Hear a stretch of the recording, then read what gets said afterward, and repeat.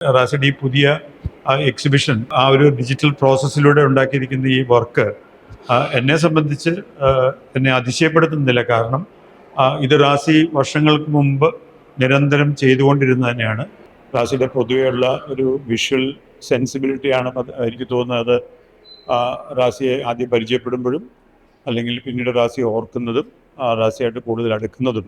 ഞാനും റാസിയും അജിത്തും ഒക്കെ ഒരേ സമയത്ത് പുതിയ ടെക്നോളജിയും അല്ലെങ്കിൽ കാലാകാലങ്ങളിൽ മാറ്റങ്ങൾ ഉണ്ടാകുന്ന വിഷ്വൽ മീഡിയയുടെ ഒരു പഠിത്തം പോലെ ഒരുമിച്ച് ഞങ്ങൾ അതിനോടൊപ്പം സഞ്ചരിച്ചു എന്ന് വേണമെങ്കിൽ ഞങ്ങൾക്ക് പറയാൻ പറ്റും. അന്ന് റാസിയുടെ ഒരു തോട്ട് പ്രോസസ്സ് എപ്പോഴും ഒരു അടി മുന്നിൽ വിഷ്വലി തിങ്ക് ചെയ്യാനുള്ള ഒരു സാധ്യത എപ്പോഴും റാസി എപ്പോഴും ഒരു തോട്ട് പ്രോസസ്സിൽ ഉണ്ടായിരുന്ന ആളായിരുന്നു. അതുകൊണ്ട് തന്നെ ഞാൻ പലപ്പോഴും ഈ സ്റ്റേജ് ഇവൻറ്റ്സിന് ഏറ്റവും പുതിയ ടെക്നോളജി വെച്ചിട്ടൊരു ഇവൻ്റ് ആലോചിക്കാൻ റാസിയും അതോടൊപ്പം തന്നെ അജിത്തും ആയിരുന്നു കാരണക്കാരെന്ന് ഞാനിപ്പോൾ തിരിഞ്ഞ് ആലോചിക്കുമ്പോൾ എനിക്ക് തോന്നാറുണ്ട്. കാര്യം എനിക്കുണ്ടായിരുന്നൊരു കോൺഫിഡൻസ്, ഞാൻ വിഷ്വലൈസ് ചെയ്യുന്ന അല്ലെങ്കിൽ ഞാൻ ആലോചിക്കുന്നത് ആ ടെക്നോളജി പെട്ടെന്ന് എങ്ങനെ അത് ഇൻവൈവ് ചെയ്യാം, അതെങ്ങനെ ഈ നമ്മുടെ സെൻസിബിലിറ്റിക്ക് സ്റ്റേജിലോ അല്ലെങ്കിൽ സിനിമയിലേക്കോ കൊണ്ടുവരാം എന്ന് ഞങ്ങൾ മൂന്നുപേരും കൂടെ പലപ്പോഴും ആലോചിക്കുകയും അങ്ങനെയാണ് ഞങ്ങൾ പല പ്രോജക്റ്റുകളും ചെയ്തിരുന്നത്. അപ്പോൾ അത്തരത്തിൽ റാസിയുടെ ഒരു പേഴ്സണൽ ആയിട്ടുള്ള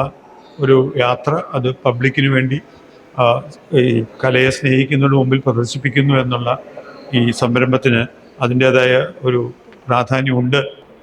ഒരു പുതിയ ആർട്ട് സിനാരിയോയിൽ റാസിയുടെ വർക്കുകൾ വളരെയധികം ശ്രദ്ധിക്കപ്പെടുമെന്നും വഴിത്തിരിവുണ്ടാക്കാൻ റാസിയുടെ വർക്കിന് കഴിയും എന്നാണ് ഞാൻ പൂർണ്ണമായി വിശ്വസിക്കുന്നത്. 10-15 കൊല്ലം മുമ്പ് ഇതേ തരത്തിലൊരു എക്സിബിഷൻ ഡിജിറ്റലി ആലോചിക്കുവാനും ഈ റിസൾട്ട് അച്ചീവ് ചെയ്യാനും കഴിവുണ്ടായിരുന്ന ആളായിരുന്നു റാസിക്ക് എല്ലാ ഭാവങ്ങളും നേരുന്നു.